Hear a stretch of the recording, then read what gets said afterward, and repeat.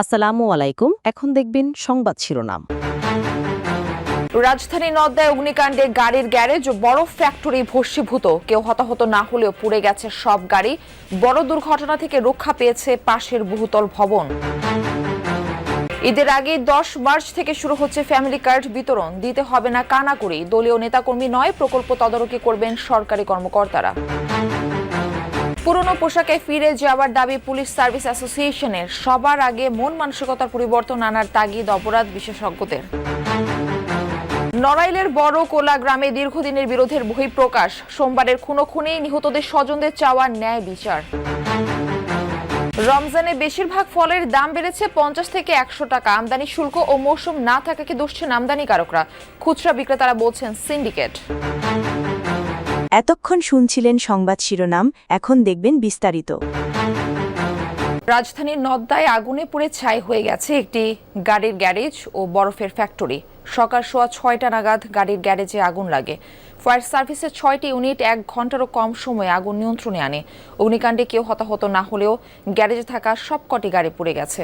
প্রথমে গাড়ির গ্যারেজে আগুন লাগে, এরপর সেটি বরফের ফ্যাক্টরিতে ছড়িয়ে যায়। পাশে থাকা একটি বহুতল ভবনেও আগুন ছড়িয়ে পড়ার শঙ্কা দেখা দেয়। তবে ফায়ার সার্ভিসের তৎপরতায় তেমনটি হয়নি। অবশ্য আগুনের লেলিহান শিখায় ভবনের একাংশ ক্ষতিগ্রস্ত হয়েছে। এখনো পর্যন্ত আগুন লাগার কারণ সম্পর্কে কিছু জানা যায়নি। সকালে আগুন লাগার এই ঘটনায় নওদা এবং প্রগতি সরণি সড়কে দেখা দেয় তীব্র যানজট। দেখতে পাচ্ছিলাম শুধু ধুমো উঠছে, মানে অতিরিক্ত মাত্রায় মানুষ আতঙ্কিত, এত পরিমাণ আতঙ্কিত হচ্ছে আশেপাশের মানুষজন। আমরা তো উপরে ছিলাম ঘুমাইয়া, উপরে এখান থেকে দেখে আগুনের বিকল্প বাড়ি গেছে। এই গাড়ির গ্যারেজ থেকে আগুনের সবকিছু বাড়ি গেছে। আমাদের গাড়ির গ্যারেজের জন্য মনে করেন আমাদের সব শেষ। আগুনটা আপনার সর্বপ্রথম এই পুনায় থেকে লাগছিল, তখন মনে করেন আগুনটা এখানে যায় নাই, আগুনটা কিন্তু সেখানে যায় নাই। তখন যদি ফায়ার সার্ভিস অথচ কোনো যদি ব্যবস্থা থাকতো পানির, তাইলে মনে করেন এখানে পানিটা মনে করেন এই বিল্ডিংয়ে যাইতো না আগুনটা। কিছুক্ষণ আগে আসলে সড়কে অবস্থান করছিলাম, কিন্তু ফায়ার সার্ভিস আবার ব্রিফিং করার কারণেই আমি আবার ভেতরে চলে এসেছি। তবে সড়কের পরিস্থিতিও যদি বলি, এখনও আসলে সড়ক স্বাভাবিক আরও হয়তো আধা ঘন্টারও বেশি সময় লেগে যেতে পারে। কারণ সকালেই সেই 6টায় যখন ফায়ার সার্ভিস এখানে প্রবেশ করে, ঠিক তখন থেকেই আসলে ট্রাফিক থেকে শুরু করে পুলিশ, আইনশৃঙ্খলা বাহিনীর সদস্যরা সড়ক আসলে গাড়ি চলাচলের যে পুরো প্রক্রিয়াটি তারা নিয়ন্ত্রণ করছিলেন। ঈদের আগে 10 মার্চ থেকে শুরু হচ্ছে ফ্যামিলি কার্ড বিতরণ কার্যক্রম। প্রাথমিকভাবে দেশের 14টি উপজেলার একটি ইউনিয়নের একটি ওয়ার্ডে এই কার্ড দেওয়া হবে। কার্ডধারী পরিবার পাবে মাসিক 2,500 টাকার সরকারি সহায়তা। প্রধানমন্ত্রী তারেক রহমানের সঙ্গে এই সংক্রান্ত মন্ত্রিসভা কমিটির বৈঠকে সিদ্ধান্ত নেওয়া হয়েছে। সমাজ কল্যাণ মন্ত্রী জানান, কার্ড বিতরণে কোনো রাজনৈতিক বা ধর্মীয় পরিচয় গুরুত্ব পাবে না। এদিকে দেশের স্বার্থ অগ্রাধিকার দিয়ে চট্টগ্রাম বন্দরের নিউ মোরিং কন্টেইনার টার্মিনালের বিষয়ে সরকার সিদ্ধান্ত নেবে বলে জানিয়েছেন বিডা চেয়ারম্যান।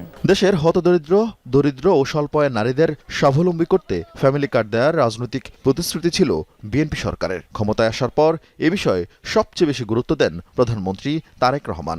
গঠন করেন অর্থমন্ত্রীর নেতৃত্বে মন্ত্রিসভা কমিটি। মঙ্গলবার কমিটির সদস্যদের সঙ্গে বৈঠক করেন প্রধানমন্ত্রী। তাদের সুপারিশে দেশের 14টি জেলা দিয়ে শুরু হচ্ছে কার্ড বিতরণের পরীক্ষামূলক কার্যক্রম। কার্ডধারী পরিবারকে চাল, ডাল, লবণ সহ নিত্যপণ্য কিনতে দেওয়া হবে মাসিক 2,500 টাকা করে। 10 মার্চ এই কার্যক্রমের উদ্বোধন করবেন সরকার প্রধান। সেই 14টি জেলার উপজেলার মধ্যে থেকে একটা ইউনিয়নের একটা ওয়ার্ডকে আমরা ইউনিভার্সালি এখানে আপনার ফ্যামিলি কার্ড বিতরণ করা হবে এবং সেটার উদ্বোধন করবেন মাননীয় প্রধানমন্ত্রী ইনশাআল্লাহ আগামী 10ই মার্চ। প্রথম একটা ওয়ার্ড, তারপর একটা ইউনিয়ন, তারপর আরেকটি ইউনিয়ন, এভাবে আমরা গ্রাজুয়ালি এটাকে কভার করব এবং এভাবেই সারা বাংলাদেশ এটার সেবা পাবে। পুলিশের পরিবর্তিত পোশাক নিয়ে বাংলাদেশ পুলিশ সার্ভিস অ্যাসোসিয়েশনের পুনর্বিবেচনার দাবিকে অযৌক্তিক মনে করছেন অপরাধ বিশেষজ্ঞরা।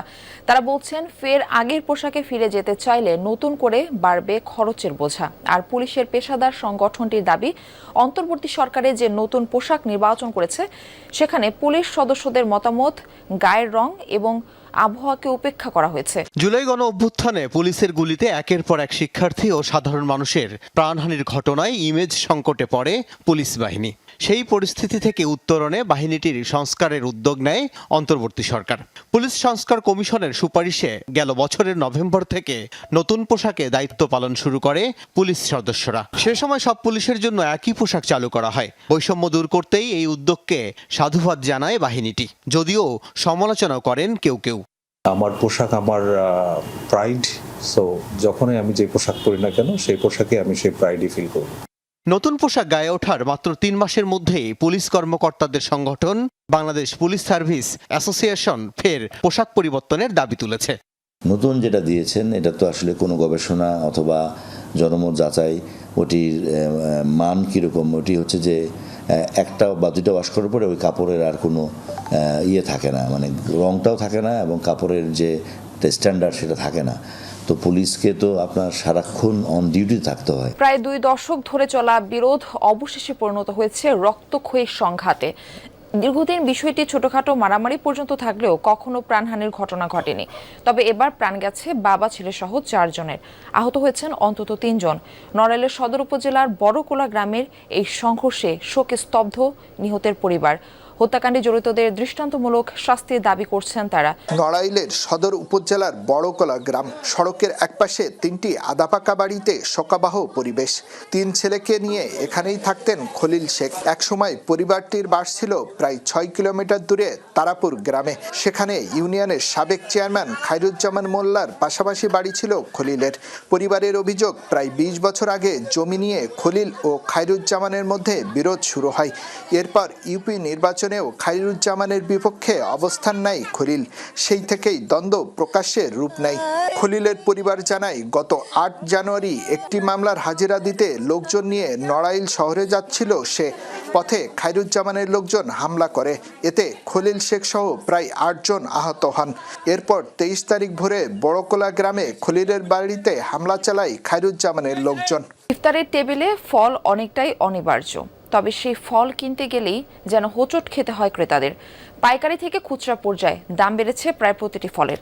কারণ হিসেবে খুচরা বিক্রেতারা সিন্ডিকেটের কথা বললেও আমদানিকারকরা দুষছেন শুল্কের উচ্চহারকে। বিদেশি ফল আমদানিতে এলসি মার্জিন কমানোর দাবিও তুলেছেন, যদিও এসব কারণ অযৌক্তিক বলছেন ক্রেতারা।